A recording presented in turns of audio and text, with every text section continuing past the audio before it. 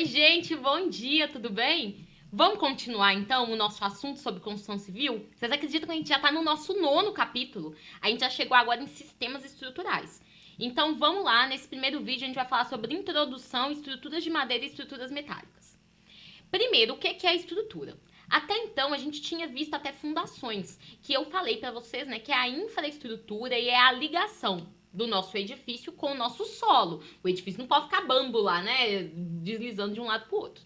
E agora na estrutura, a estrutura é o subsistema que precisa fornecer o suporte de todo o edifício. Então a estrutura precisa conseguir absorver e transmitir para as fundações, né, que estão ligando a gente com o solo, todos os esforços incidentes naquela edificação. Então, o peso da própria estrutura, o fluxo que vai ter ali de pessoas, carros, movimentos, os equipamentos, as ações externas de vento e tudo mais, tudo isso a estrutura precisa absorver e mandar para a fundação de maneira segura e que por isso precisa ser pré-definida, por isso que a gente faz cálculo estrutural. E essa segurança precisa ser tanto durante a construção quanto após a construção até o fim da vida útil.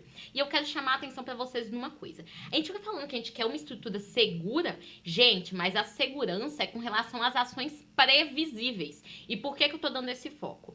Sabe quando a pessoa é toda assim, mas e se? E quer proteger contra tudo do e se? Eu sou um pouquinho essa pessoa. Sempre fico pensando como que poderia dar ruim para mim poder tentar me precaver antes. Mas na questão estrutural, a gente tem um limite. E o limite é a gente pensar quais as ações de fato existem uma probabilidade de ocorrência. E isso a gente tem lá o fator, né, na norma. E por que eu tô falando isso? Por exemplo, no Japão é muito comum ter terremoto, ter abalo sísmico. Então as estruturas lá do Japão, elas são pensadas para poder aguentar esses abalos sísmicos. Aqui no Brasil, a probabilidade de ter um grande terremoto, ela é pequena. Então, as estruturas que nós dimensionamos aqui, elas não são pensadas para aguentar abalos sísmicos. Por quê? Porque não é uma coisa que acontece muito aqui. Senão, a gente faria estruturas superdimensionadas que provavelmente esse superdimensionamento sequer seria utilizado a longo prazo e a gente faria uma estrutura que ficaria o quê? Muito cara, o que seria inviável. E isso a gente vê refletindo até mesmo no tipo de sistema construtivo que a gente utiliza, que é um dos motivos da gente acabar utilizando concreto armado, enquanto que em outros países é muito comum utilizar estrutura metálica ou mesmo estrutura de madeira. Porque esses outros dois tipos de estrutura, eles conseguem manter a sua forma, né? Eles são mais flexíveis. Então, quando dá um abalo sísmico até certa dimensão, né? Eles conseguem balançar e depois voltar para sua forma original. Além disso, por exemplo, lá nos Estados Unidos, vocês já viram que aquelas casas, muitas vezes são quase que de tapume, né? É até meio engraçado pra gente. É quase que placas de madeira compensada e colada. E o que? Isso dali é muito, muito leve. Então, se cai, a pessoa não morre só de cair. Enquanto que aqui no Brasil, se de fato a gente tiver um grande abalo sísmico, essas estruturas de concreto, o que cair, meu filho, a gente vê quando tem desabamento. É um desastre. Então, isso a gente pensa no nosso dimensionamento.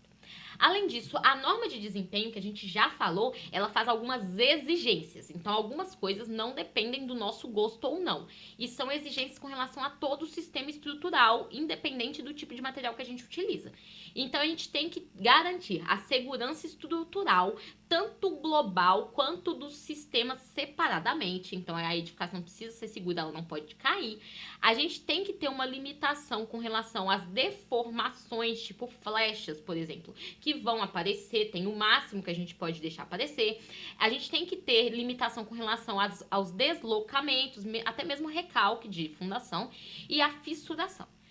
A gente também precisa garantir a resistência frente à ação do fogo. Então, quando pegar fogo em algum lugar, se um dia pegar, a estrutura ela precisa conseguir se manter em pé e não liberar toxinas por um tempo para que a gente consiga evacuar aquele local. Lembrando que a nossa prioridade é sempre a segurança das pessoas e depois de equipamento e da estrutura em si. A estrutura precisa ser durável e ela também precisa respeitar alguns aspectos econômicos. Então, quando a gente vai pensar num sistema estrutural, a gente precisa responder algumas perguntas com relação ao custo inicial, ao custo de manutenção que nós vamos ter com aquela estrutura e também ao custo de depreciação. Então, em quanto tempo que ela vai chegar a atingir, né, o fim da sua vida útil, e também pensar que quando essa vida útil chegar ao fim, qual é a facilidade que o nosso usuário, né, vai ter para eliminar os resíduos e os rejeitos que sobraram dessa estrutura. Então, será que vai ter que ter um tratamento especial? A gente tem que pensar o tipo de material e de sistema que a gente vai utilizar, analisando isso. Então, aqui no Brasil, quais são os 4 tipos de materiais principais que a gente utiliza para sistemas estruturais? Madeira, aço, alvenaria, e aí eu falo tanto de blocos de concreto, blocos de alvenaria estrutural, blocos cerâmicos, blocos sílicos cerâmicos, por aí vai, e concreto, que aí entra concreto armado, concreto protendido, concreto com fibras, paredes de concreto e tudo mais. Então, aqui primeiro a gente vai falar sobre estruturas de madeira. Estruturas de madeira, primeiro ponto. O povo acha que o trem não dura. Então não tem como eu começar esse assunto sem mostrar para vocês essa foto icônica, que é o Templo Ryuji. Será que eu acertei?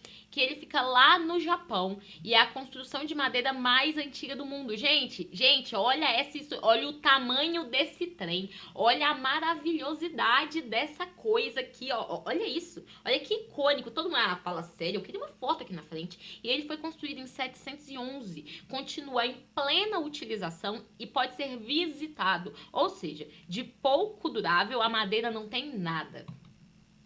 Aí eu também trouxe para vocês a mesma foto que tá lá na nossa capa da estrutura de madeira, que é uma foto do Metropol Parasol. E o que eu quero mostrar com ela? Ela é a maior estrutura de madeira do mundo, ela fica na Espanha, foi construída em 2011 e olha o que ele leva em princípio, que mostra também a flexibilidade, a trabalhabilidade que a madeira nos propõe. É uma estrutura gigantesca e ela leva em conta os procedimentos, né, as ideias biofísicas, que quer dizer a gente se inspirar em como a natureza foi formada para trazer essas formas da natureza para dentro das construções. E aí usar isso, né, usar a inspiração da natureza até mesmo para pensar na estabilidade dessas edificações. E essa estrutura do Metropol, ela prevê, olha, ela é uma mistura de árvore com colmeia de abelhas.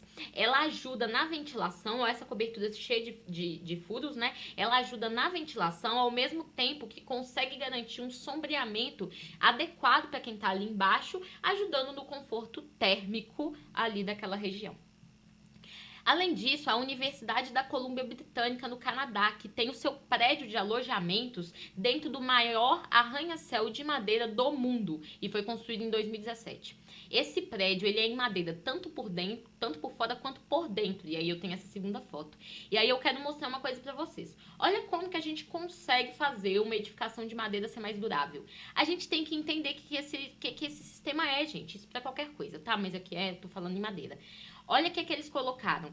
Tanto no topo quanto na base dos pilares, eles colocaram proteções. Por quê? São locais que poderiam dar acúmulo de líquidos. E a gente sabe que a madeira não dá muito bem com umidade. Então, eles já preveram no seu projeto, desde o início, que existiria proteções nos locais adequados, proteção extra, né? Porque é lógico que esse material é impermeabilizado, mas uma proteção extra para evitar um desgaste e aumentar a durabilidade.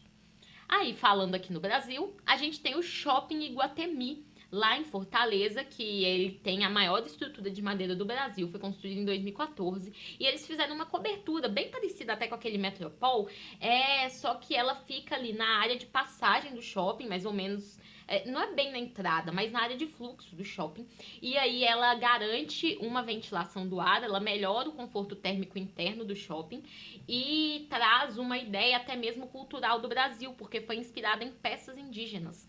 Ela tem até umas fotos da construção, ela é gigante, ela é maravilhosa. Só que mostrei aqui, né, o Shopping Iguatemi, só que na verdade aqui no Brasil não é o que a gente vê de mais comum da utilização da madeira, né? Aqui a gente utiliza madeira principalmente para cobertura de edificações, todo mundo aí já viu com certeza um telhado em madeira, a estrutura do telhado, né, gente? pontes de estradas vicinais, e estradas vicinais são aquelas estradas secundárias, que na maior parte das vezes são de responsabilidade dos municípios. E por que que elas costumam ser em madeira? Porque é mais barato do que fazer uma licitação em ponte de concreto armado. Mas isso não quer dizer que tem que ser uma ponte precária. Aquelas que na hora que a gente passa, a gente acha que vai até cair no meio do córrego. Não, ela pode ser muito bem projetada, inclusive deve ser. A gente também usa muito a madeira em estruturas de formas e cimbramentos dos nossos edifícios de concreto armado. O que mostra como aqui no Brasil a gente acaba achando que a madeira é um material descartável. A gente também utiliza muito ele no nosso canteiro de obras para quê? Fazer tapume, né? Fechamento. É o que vai contra o que é utilizado ao redor do mundo. Aqui a gente acha que a madeira é o quê? Pegou, usou, jogou fora. Enquanto que nos Estados Unidos e Canadá, por exemplo, 90% das moradias são construídas a partir de madeira e de produtos derivados da madeira. O que mostra, assim, um lado completamente oposto do que a gente vê aqui. E aí fica a pergunta, por que no Brasil não é assim? Por que no Brasil é diferente? E é principalmente porque a gente tem uma falsa ideia da resistência da madeira, achando que é um material que é mais frágil, menos resistente. A gente tem um preconceito formado de que é um material ruim e que está muito aliado a edificações provisórias ou de baixa renda, que não seriam chiques, né? E também isso tudo que é um equívoco. A gente fica tendo um monte de ideia errada. E a madeira, em contrapartida, na verdade é um material com um extremo viés de desenvolvimento sustentável. É um dos únicos materiais hoje em dia no Brasil que, se a gente fizesse uma utilização racional, inclusive da sua exploração, a gente poderia expandir economicamente o país ao mesmo tempo que a gente conservava a qualidade de vida. É um dos únicos que a gente conseguiria fazer isso, ganhar dinheiro e melhorar a nossa qualidade de vida. Então a gente poderia pensar de forma planejada e aí fazer uma melhora da qualidade do ar, por quê? Mas a gente já sabe, né? Biologia lá do ensino médio. A árvore faz fotossíntese. Então ela pega gás carbônico do ar e libera oxigênio. Ó que maravilha. Além disso, se a gente fizer de forma planejada, respeitando as características locais do local de reflorestamento, a gente consegue fazer uma manutenção da biodiversidade, tanto da flora quanto da fauna locais. Então, a gente conservaria a nossa natureza, utilizando materiais da natureza. Olha, coisa que parece que nem dá para existir, né? Além disso, a gente iria reduzir a incidência de áreas eroditas. E a gente sabe que a erosão acaba causando vários outros malefícios, além da própria exploração ambiental que houve ali, né? A gente acaba fazendo perda da qualidade dos minerais do solo, a gente acaba causando uma maior incidência de enchentes e até mesmo de desabamento de terra. Então, perde a estabilidade do solo.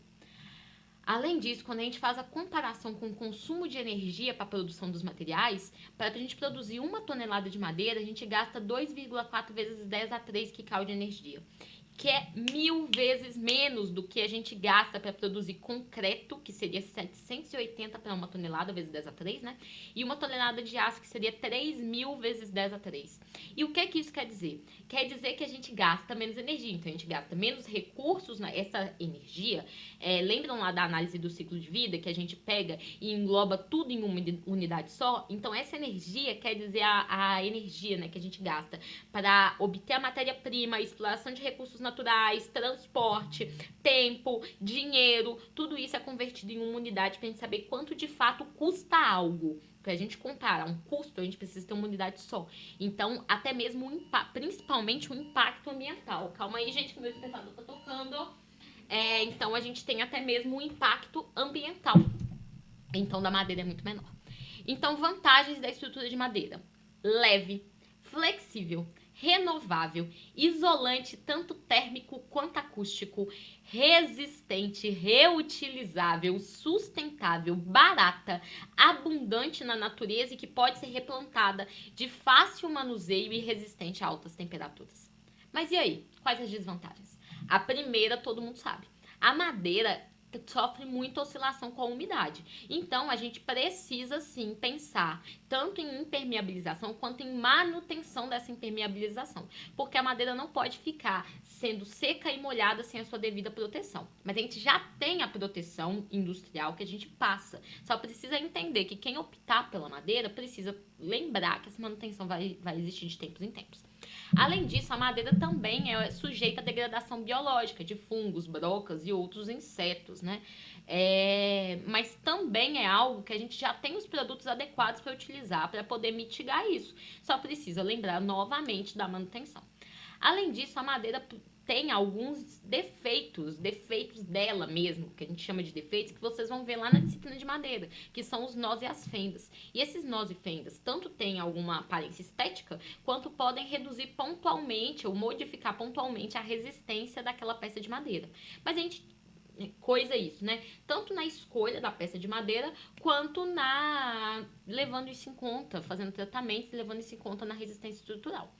Além disso, a gente precisa, dependendo da espécie de madeira, a gente tem limitações com relação à resistência e à durabilidade, mas isso a gente consegue reverter escolhendo a espécie que a gente vai utilizar e usando isso no nosso cálculo, óbvio, né? E ela é um material heterogêneo e anisotrópico. Então, ela não tem a mesma resistência em todas as direções. Em cada direção, ela tem uma resistência diferente, o que faz com que a gente tenha que considerar qual direção nós vamos utilizar para poder fazer o cálculo estrutural. Só que o cálculo estrutural da madeira, ele não é tão complexo. Então, se a gente já sabe que tem que considerar, para considerar isso no cálculo, não é tão difícil. E aí, a gente vai falar um pouquinho das estruturas metálicas. Contextualizando, eu quero mostrar aqui para vocês duas fotos. Uma do Crystal Palace, que foi construída em 1851, e uma do Empire State, que foi construída em 1931. E aí, por que eu trouxe essas duas bem antigas? Porque ambas eu quero chamar uma atenção, apesar de tão antigas, ao tempo de execução. O Crystal Palace levou 17 semanas para ser construído e o Empire State levou 18 meses. Tudo bem, né? O Crystal Palace tem 135 metros de comprimento por 36 metros de altura e o Empire State tem 412,5 metros de altura. Então, de cara, a gente já vê o quê? Que a estrutura metálica é muito rápida para ser construída. E a segunda maior característica dela é que ela é muito leve. E para isso, eu mostro aqui para vocês uma foto interna do Centro de Eventos Anhembi Morumbi aqui de São Paulo, que inclusive foi um marco na estrutura metálica aqui do Brasil. Ele é muito, muito, muito grande. E qual que é a característica que a gente vê? Ele é muito denso, né, estruturalmente falando, aqui na cobertura, e ele utiliza treliças metálicas aqui no seu sistema construtivo, só que, olha como que ele tem pouquíssimos pilares, porque por ser um material muito leve, a estrutura metálica nos permite, né, vãos muito grandes. Então, essas são as principais características. Elas podem ser utilizadas tanto em edificações urbanas e residenciais, quanto em obras de grandes portes, edifícios muito altos, estádios de futebol, porque elas ganham muito em produtividade, elas são construídas muito rápido. Além de, para vocês terem ideia, o tempo de execução delas é mais ou menos 40% menor do que de uma estrutura convencional de concreto armado. E além disso, a estrutura metálica ela pode ser utilizada em conjunto com outros materiais, tanto a madeira quanto o concreto, quanto outros, fazendo estruturas híbridas, em que a gente mescla as características de ambas as partes para poder compensar, porque a estrutura metálica ela também é um pouco mais cara, principalmente aqui no Brasil. Então, às vezes, a gente pega as melhores características delas e mistura com outros materiais para a gente reduzir um pouco desse custo. E aí aqui, só para falar realmente que o Anhembi Morumbi foi um dos maiores marcos da construção de treliça metálica espacial do Brasil. A estrutura tem mais de 60 mil metros quadrados. No material de vocês tem outros marcos, tá? Um outro que eu quis chamar a atenção aqui no slide foi em 1990, que chegou o Light Steel Framing aqui no Brasil no início da década. Só que não tinha uma norma própria. Então, meio que a gente acabava utilizando normas de cálculo estrutural estrangeiras, coisas estrangeiras, o que acabava limitando quem podia fazer esse tipo de construção, porque tinha que ter esse tipo de conhecimento. Só 10 anos depois, em 2001, que surgiu a primeira NBR que estava mais ligada ao Light Steel Frame, que foi a 14762, que fala do dimensionamento de estruturas de PFF, que é perfis formados a frio. E a NBR 6355, que fala realmente das formas desses perfis. E para quem não sabe, perfil formado a frio é um pouco diferente daquela ideia que a gente tem de estrutura metálica, que a gente pensa o quê? Rapidinho a gente acaba pensando num aço derretido que a gente coloca numa forma e aí depois essa temperatura vai reduzindo e ele vai ganhando resistência porque ele vai endurecendo.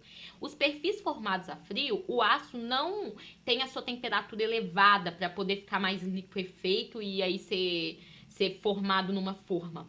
Nas estruturas de perfil formado a frio, o aço ele é formado perante o esforço mecânico. Então a gente coloca em forma, a gente prensa ele, usa rolo compressor. Em 1995, a gente começou a utilizar tintas intumescentes para poder proteger as estruturas metálicas contra a ação do fogo, que é uma característica que assemelha muito à estrutura de madeira, só que a madeira tem isso de forma natural. A madeira, à medida que a gente vai queimando ela própria vai fazendo aquela camada de cinza que não deixa o fogo se alastrar para dentro do seu núcleo. A própria camada de cinza ajuda a apagar e a fazer o fogo demorar mais para coisar. E essa tinta, para pegar fogo mesmo, né? É alastrar a palavra. Essa tinta intumescente faz a mesma coisa na estrutura metálica. Quando ela vai ter a presença de fogo, ela vai criando uma camada de cinza na estrutura metálica para funcionar igual à estrutura de madeira. E aí a gente chega na nossa famigerada NBR 8800, que é tipo, a gente pega ela debaixo do braço, abraça ela e vai fazer a estrutura metálica. Ela foi, a última edição dela, né, segunda edição, não sei se teve uma nova, foi de 2008. E ela traz a bíblia do dimensionamento de estruturas metálicas. Ela arrancou fora a parte de execução e ela fala tudo sobre dimensionamento focado em perfis, todas as regras, todos os cálculos, e aí a gente vai fazendo assim, ó, vai para um lado, vai para o outro, e ela trata tudo. Vocês vão utilizar muito ela esse semestre na coisinha de estruturas metálicas. E outro quesito que eu queria comentar é que a gente não vai falar tanto aqui de execução, nem de estruturas de madeira e nem de estruturas metálicas, porque a mão de obra de execução dessas estruturas é mão de obra especializada. Então não é algo que nós vamos fazer no nosso canteiro de obras, mesmo que nós estivermos utilizando estruturas metálicas. Porque a gente contrata as empresas para poder fazer, muitas vezes, esse dimensionamento. Tá? Muitas vezes o dimensionamento é feito pela própria empresa contratada, o que não impede o engenheiro de fazer o dimensionamento, mas é comum que essas empresas já tenham seus próprios engenheiros, elas fazem o dimensionamento, elas formam as peças, elas levam as peças, elas montam as peças. Então essas empresas, elas já fazem todo o esqueleto da nossa obra e nós, como engenheiro da obra, depois a gente toca as outras etapas, porque aí a gente tem que fazer o quê? A laje, a gente tem que fazer as vedações, os acabamentos, cobertura. Então a gente continua sendo o engenheiro da obra, mas a execução fica por conta de outras pessoas. Então, vantagens das estruturas metálicas. Liberdade no projeto de arquitetura, o que faz com que os arquitetos amem estruturas metálicas, porque eles podem fazer projetos muito mais arrojados, de formas diferentes, grandes vãos. Além disso, a gente ganha maior área útil, porque a gente, como é um material muito leve, quer dizer que ele consegue uma resistência, tendo uma área útil menor, o que faz com que a gente ganhe espaço interno. Novamente, mais uma vantagem. Além disso, é um material com muita flexibilidade, então se a gente for utilizar em um lugar que a gente vai precisar mudar muitas vezes, então a gente sempre vai ter uma adaptação, uma ampliação, uma reforma, ele é ótimo porque a gente consegue montar e desmontar de forma muito fácil. E além disso, ele alivia nas fundações, porque por ser muito leve, as fundações elas precisam aguentar todo o peso que chega nelas. Se a gente diminui o peso, a gente diminui a fundação. Consequentemente, com uma fundação menor, fundação é algo muito caro para ser feito, principalmente em grandes edificações, a gente reduz os custos. E a gente consegue ter uma garantia de níveis e prumos muito maior do que na construção convencional. Enquanto numa estrutura de concreto armado, a nossa precisão é em centímetros, nas estruturas metálicas são em milímetros, porque a gente faz tudo de forma industrial. E a gente consegue fazer com isso racionalização de materiais e mão de obra, porque tudo fica muito industrial. Então, quais são as nossas limitações? Principalmente aqui no Brasil. A gente não tem tradição construtiva, as pessoas muitas vezes não conhecem muito estrutura metálica. Além disso, a gente tem uma indústria cimentícia muito forte que fica brecando, né, o ganho dessa estrutura metálica no mercado, porque não quer perder mercado para a estrutura metálica, elas são concorrentes muito fortes, o que faz com que a estrutura metálica seja pouco conhecida, não tenha muitos profissionais nessa área formados, né, especializados nisso. Ela é mais cara também por causa disso, tem uma competitividade de custo, que a vantagem da estrutura metálica é exatamente por ela ser mais leve e mais rápida, mas a gente precisa pesar na balança se isso vale a pena para aquela edificação e para aquele nosso cliente. E além disso, a gente ainda precisa investir um pouco mais na inteligência, né? Que o brasileiro não gosta de planejamento, que não adianta a gente falar assim, vou utilizar a estrutura metálica porque ela é mais rápida e aí eu vou ganhar dinheiro com isso. Só que se você não economizar nas outras etapas convencionais, isso que você ganhou, né, de dinheiro por causa do tempo vai ser perdido rapidamente. Então, ainda assim, utilizando a estrutura metálica, a gente precisa entender que a gente tem que racionalizar no custo global da edificação. Então, essas são as principais características que eu queria trazer para vocês de madeiras e estruturas metálicas. E no próximo vídeo a gente vai falar mais sobre alvenaria e estruturas de concreto. Tchauzinho!